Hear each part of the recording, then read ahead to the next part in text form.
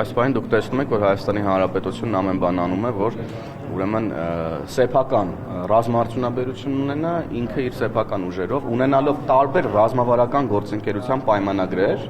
տարբեր երկրների հետ ապահովի իր ուրեմն անվտանգությունը եւ ուրեմն զարգացնի իր ռազմական ունակությունները, պաշտպանական ունակությունները։ Մենք պատկերացնում ենք Հայաստանը բազմավեկտոր հարաբերություններ ունենալիս, թե տնտեսական առումով, թե քաղաքական, թե ռազմական։ Այսինքն կրկին ոչ թե կախված լինել մեկ կետից, այլ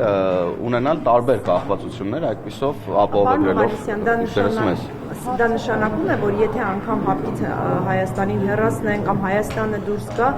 Հայաստանը չի փորձի անվտանգային որևէ այլ կառույց գտնել անդամակցության հեռանկարը։ Ես կրկին չեմ ուզում, եթե ապա տրամաբանությամբ հարցին անդրադառնանք։ Այս պահին դե ֆակտո մենք հապկի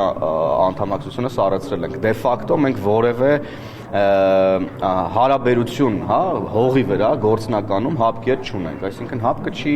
մեր անվտանգության երաշխավորը, որևէ բան լինելու դեպքում հապկը չի որ պետքա գա, արդեն փորձը ցույց է տվել ապահովի մեր անվտանգությունը, դրա համար արդեն իսկ մենք ձեր ասած կոնտեքստի մեջ ենք, երբ որ մենք դե ֆակտո անդամ չենք մի կառույցի, գործնականում որևէ հարաբերություն չունենք, բայց ապահովում ենք մեր անվտանգությունը, զարգացնում ենք մեր պաշտպանական ունակությունները։